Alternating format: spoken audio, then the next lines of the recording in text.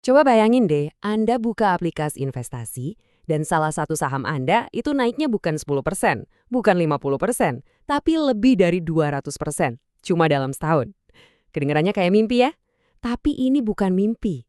Ini adalah kenyataan pahit manis bagi banyak investor di sektor AI sekarang ini. Pasar saham lagi-lagi mecahin rekor, dan semua ini didorong oleh satu kata sakti, AI. Tapi, di tengah semua perayaan ini, ada satu pertanyaan besar yang muncul di benak para analis paling cerdas. Apakah kita ini sedang menyaksikan fajar dari sebuah era teknologi baru yang bakal mengubah dunia selamanya? Atau kita cuma lagi menari di pinggir jurang, siap mengulangi kesalahan fatal dari gelombung.com yang meledak di masa lalu? Selamat datang kembali di Nalaris. Hari ini, kita akan bedah tuntas dua sisi mata uang dari ledakan saham AI. Kita nggak cuma akan lihat angka-angka fantastis yang bikin semua orang melongo, tapi kita juga akan dengarkan bisikan peringatan dari sejarah. Kenapa ini penting? Karena apa yang terjadi di sudut pasar ini punya potensi buat membentuk ulang ekonomi global dan, yang paling penting, masa depan keuangan Anda. Yuk, kita mulai? Oke, kita mulai dari skalanya dulu ya, 2 triliun dolar. Angka ini gede banget sampai susah ngebayanginnya, tapi ini bukan angka spekulasi kosong loh. Ini adalah proyeksi nilai pasar semikonduktor di tahun 2022 nanti. Dan mesin pendorong di baliknya cuma satu, permintaan akan AI yang kayaknya nggak ada habisnya. Gini deh mikirnya, setiap kali Anda pakai ChatGPT, atau lihat gambar buatan AI, atau bahkan pas mobil self-driving ngambil keputusan, itu semua ditenagai oleh model AI raksasa di pusat data. Model-model ini tuh ibarat otak digital yang super lapar, dan makanan mereka adalah kekuatan komputasi. Nah, makanan itu datang dari semikonduktor alias chip. Jadi, ya, makin pintar dan makin luas AI dipakai, makin banyak chip yang dibutuhkan. Angka ini bukan sekedar tren, ini adalah sinyal pergeseran fondasi ekonomi global kita. Dan permintaan yang gila-gilaan itu dampaknya langsung kelihatan di pasar saham. Lihat angka ini, 239%. Ini adalah loncakan harga saham yang luar biasa banget yang dialami oleh Micron Technology, salah satu pemain kunci di industri ini, hanya dalam 1 tahun terakhir. Kenapa Micron? Karena server AI itu selain butuh otak utama kayak GPU, mereka juga butuh memori jangka pendek yang super cepat buat memproses data segunung secara bersamaan. Dan Micron, nah dia ini spesialisnya di memori berkecepatan tinggi itu. Kenaikan setinggi ini dalam waktu singkat ini nunjukin betapa panasnya pasar. Investor dari seluruh penjuru dunia itu kayak lagi balapan buat ikut serta dalam apa yang mereka yakini sebagai revolusi teknologi berikutnya. Dan itu mendorong valuasi perusahaan-perusahaan ini ke level stratosfer. Efeknya, wah, ini nggak cuma ke 1-2 saham aja, tapi menyebar ke seluruh pasar. Angka 6.988 ini adalah rekor penutupan tertinggi baru yang dipecahkan oleh S&P 500, indeks yang jadi barometer kesehatan pasar saham Amerika. Tapi ada cerita penting di balik rekor ini. Kenaikan ini ternyata sangat terkonsentrasi. Artinya, lonjakan ini sebagian besar bukan didorong oleh 500 perusahaan secara merata, tapi ditarik oleh segelintir raksasa teknologi dan semikonduktor yang berhubungan sama AI. Ini menciptakan fenomena di mana beberapa saham super kuat seolah-olah mengangkat seluruh pasar di pundak mereka. Ya, ini memang menciptakan optimisme yang luar biasa, tapi seperti yang akan kita lihat nanti, konsentrasi yang se ekstrem ini juga bisa jadi sumber kerapuhan. Oke, kita udah lihat gambaran besarnya. Sekarang, yuk kita bedah lebih dalam lagi. Siapa sih sebenarnya para pemain di balik angka-angka fantastis ini? Di bagian pertama ini, kita akan lihat lebih dekat mesin pendorong di balik rally bersejarah ini, pertumbuhan yang eksplosif, dan perusahaan-perusahaan yang sekarang lagi mendominasi panggung dunia. Ini bukan lagi sekedar sensasi atau hype. Mari kita lihat data di balik semua optimisme ini. Pertama, pendapatan industri semikonduktor secara keseluruhan diproyeksikan bakal mendekati 1 triliun dolar di tahun 2026. Ini kue ekonomi yang gede banget. Tapi yang lebih menarik adalah dari mana datangnya pertumbuhan itu. Lihat poin ini. Belanja untuk server AI diperkirakan melonjak 45% jadi 312 miliar dolar. Server AI ini adalah jantung dari revolusi AI. Mereka itu mesin fisik yang menjalankan model-model bahasa.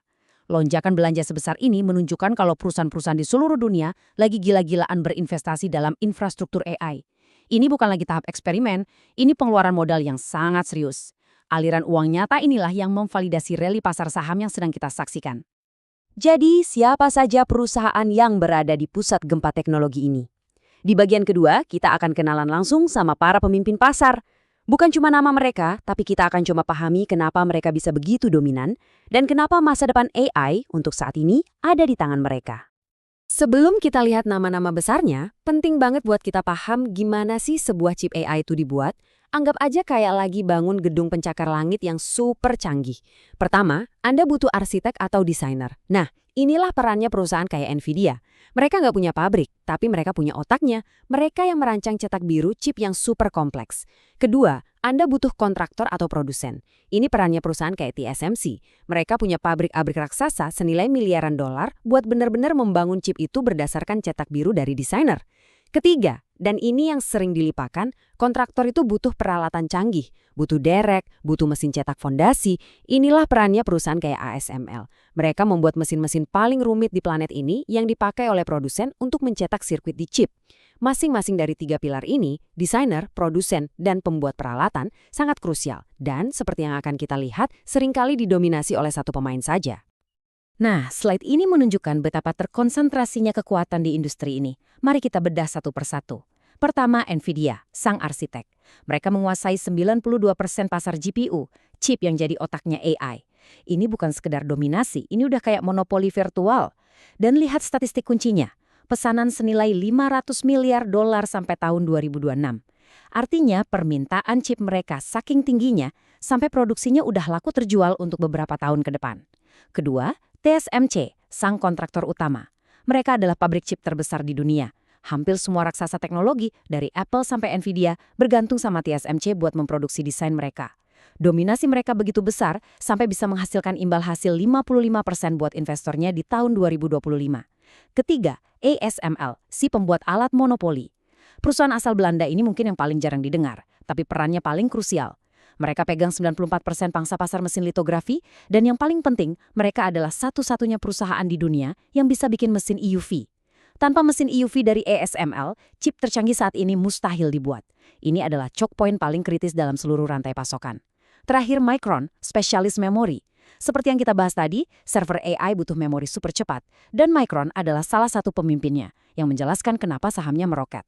Melihat monopoli dan choke points ini, nggak heran para analis Wall Street sangat optimis. Tapi, dominasi absolut inilah yang juga bikin beberapa orang jadi khawatir. Sampai di sini, ceritanya kayaknya sempurna banget ya kan? Pertumbuhan meledak-ledak, perusahaan super dominan, masa depan cerah. Tapi, seperti dalam setiap kisah besar, selalu ada babak selanjutnya. Dan tepat di puncak euforia inilah, suara-suara peringatan mulai terdengar. Bukan dari para pesimis biasa, tapi dari salah satu manajer aset terbesar di dunia, Vanguard.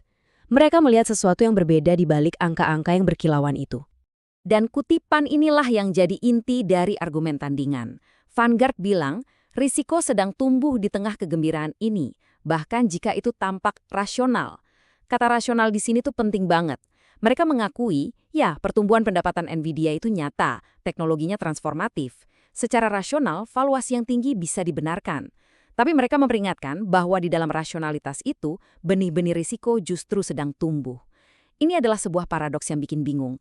Gimana bisa berita ekonomi yang bagus justru jadi sinyal bahaya buat pasar saham?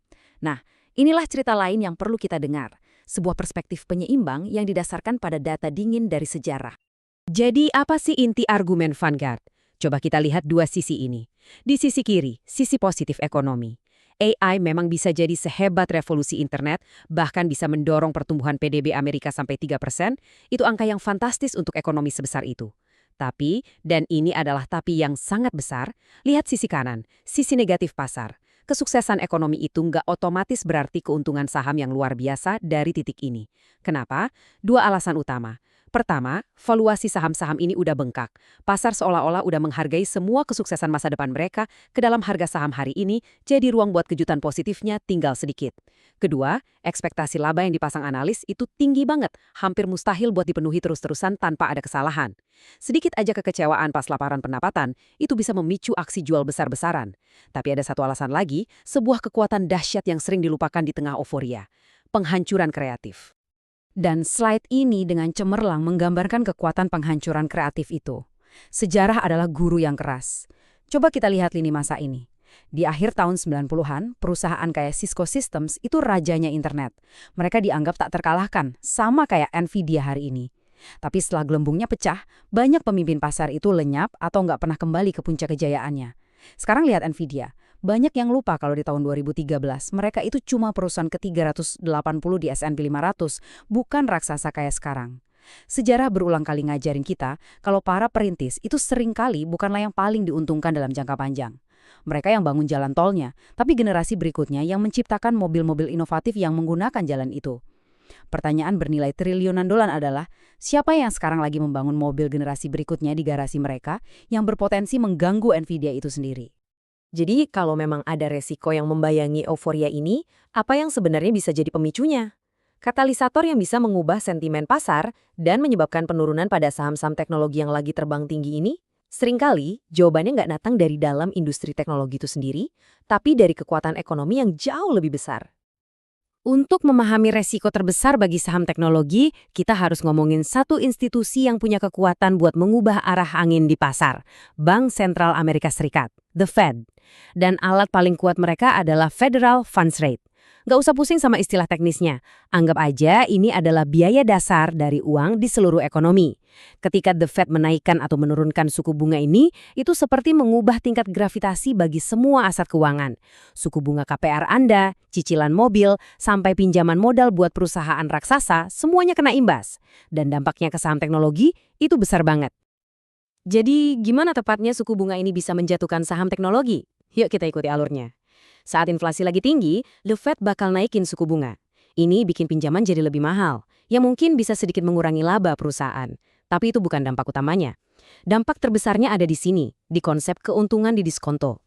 Gini deh mikirnya, nilai sebuah saham teknologi hari ini sebagian besar didasarkan pada janji keuntungan besar di masa depan, mungkin 5 atau 10 tahun dari sekarang. Tapi, $1 juta 10 tahun lagi nilainya kan nggak sama dengan $1 juta hari ini, ya kan? Uang di masa depan nilainya lebih kecil.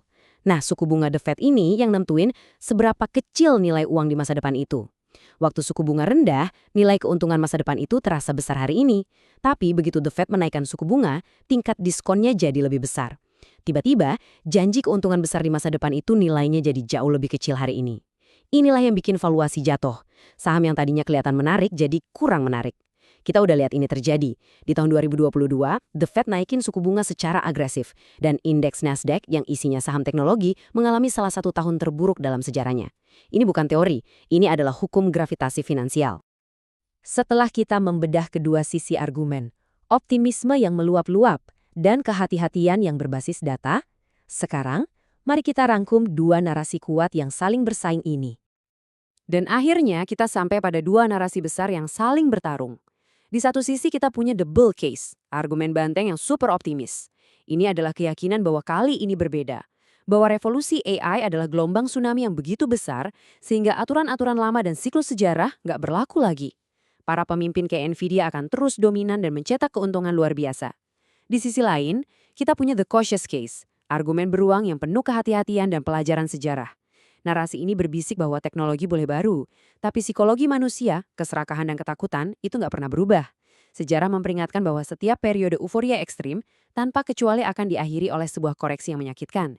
Ini adalah pertarungan fundamental, janji demam emas melawan gema peringatan dari masa lalu. Dan pada akhirnya, semua analisis ini bermuara pada satu pertanyaan. Pertanyaan yang harus Anda tanyakan pada diri sendiri. Ketika sebuah revolusi teknologi sejati sedang berlangsung di depan mata kita, risiko mana yang lebih besar? Risiko ketinggalan kereta?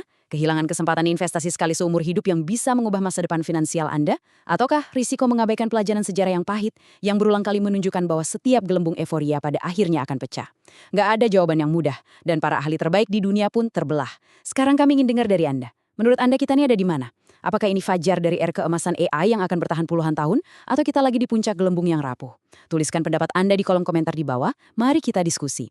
Kalau Anda merasa analisis ini membantu memberikan perspektif yang seimbang, kami akan sangat berterima kasih kalau Anda menekan tombol suka, berlangganan channel Nalaris, dan bagikan analisis ini supaya lebih banyak orang bisa memahami dinamika pasar yang kompleks ini.